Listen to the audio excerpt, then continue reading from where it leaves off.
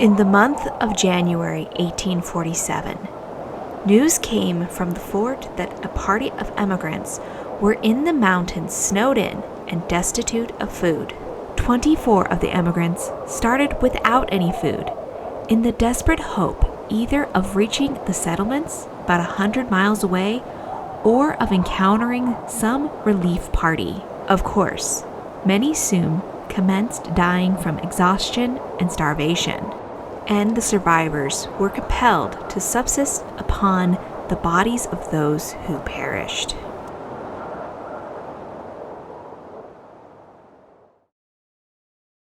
What if I told you that a decision made at a fort could mean the difference between life and death for a group of pioneers? Imagine this. You're on the Oregon Trail. You're tired, hungry, and staring down the final leg of your journey. Then, some mysterious stranger offers you a shortcut. Sounds appealing, right? Well, for the Donner Party, that decision led to one of the most infamous tragedies of the American West. And it all started at a famous fort called Fort Bridger. Let's start with the story about Fort Bridger and what role it played. So of course we have to start with Jim Bridger. Picture this guy, a legendary mountain man, fur trapper, and explorer. Back in 1843, Bridger, along with his partner Luis Vasquez, set up a trading post that would become Fort Bridger. But this wasn't just no ordinary trading post, it was like the 1840s version of a pit stop on a road trip. Kind of like some of those cringy gas stations that you have to stop at because you need a snack. It was really a place where you could resupply, stretch your legs, and maybe get your oxen a tune-up. Strategically located along the Oregon Trail, the fort was a critical stop for pioneers making their way to California, Oregon, and Utah. It became a bustling hub over the years for traders, Native Americans, especially the Shoshone, and immigrants of all paths crossed here. Basically, if you were on the trail in the mid-1800s, Fort Bridger was the place to be. But as one can imagine, things always weren't so smooth. In the 1850s, the fort became a Mormon outpost after being acquired by the LDS Church, but that didn't last very long. Somehow, the U.S. Army eventually took control of the fort during the Utah War of 1857. From then on, it served as a military post, providing protection for the settlers to maintain order and, let's be honest, fend off the occasional wild bison. As you can imagine, this has been an established fort for quite some time when the Donner Party came along. Punishment horse. Oh.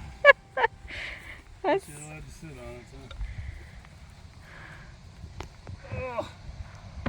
it, Are you in punishment? No. God, I got to hold the sword.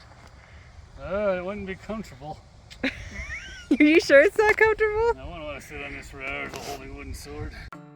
The Donner Party, if you're not familiar with them, are the infamous group that pretty much give meaning to the phrase, "Are we there yet?" Are we there yet? Yes. Really? No! In July of 1846, the Donner Party arrived at Fort Bridger. They were tired, dusty, and looking for advice on the best route to California. And of course, this is where things take a mighty turn. Enter the famous Lansford Hastings, a guy who promised that his so-called Hastings cutoff would shave miles and miles off their trip. But spoiler alert, Hastings hasn't really tested the route himself yet. Hoopsie. And wouldn't you know that this was actually a partnership kind of deal? Guess who it was for? Jim Bridger. But why? Well, more immigrants on Hastings' route meant more business for the fort. Ka-ching, ka-ching, can we say capitalism? So Bridger and Hastings both talked up this cutoff like it was some sort of shortcut to paradise. They said it was beautiful and it was so easy and flat. They would go through there so quickly and shave off all these miles. About 350 to 400 miles is what they said. Well, as you know it, in reality, it was a shortcut to disaster. The Donner Party partially took the advice. Some took the regular route, which saved their lives.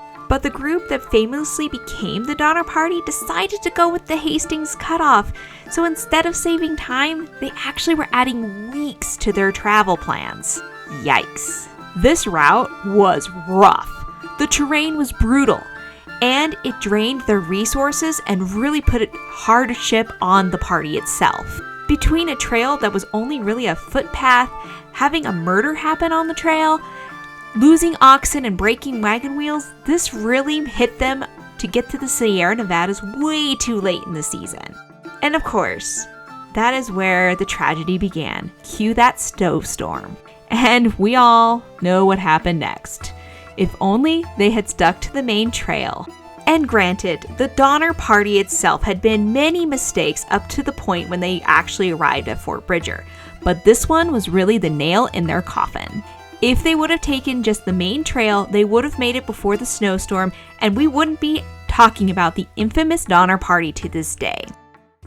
Now, what about the fort? The Fort Bridger has survived long after the Donner Party debacle. It officially became a U.S. Army outpost in the late 1800s and helped to maintain peace between the settlers and the Native American tribes, and also played a role in several military campaigns in the region. By the end of the century, so about 1900, it had evolved from a fur trading post to a key military fort, and today it stands as a historic site where visitors can walk in the footsteps of the pioneers. I think the best fact is that this original trading post was actually built with mud, timber, and buffalo hides to start. That's not exactly a luxury living kind of thing, but it got the job done. Today, if you visit, you can see reconstructions of some of these earlier structures, giving you a sense of what life was back like in the 1840s. My best advice, though, is if you're at Fort Bridger and somebody tells you about a shortcut, you better stick to the main trail. So what are you waiting for? You should go to Fort Bridger next time you're in that area and visiting around Wyoming. You don't want to miss it. If you like fun videos like these about history and different nitty-gritty things like that, please subscribe, and you'll probably want to click on the suggested video. Comment down below. If you were in the Donner Party, would you have taken the shortcut? My guess at this point is probably not.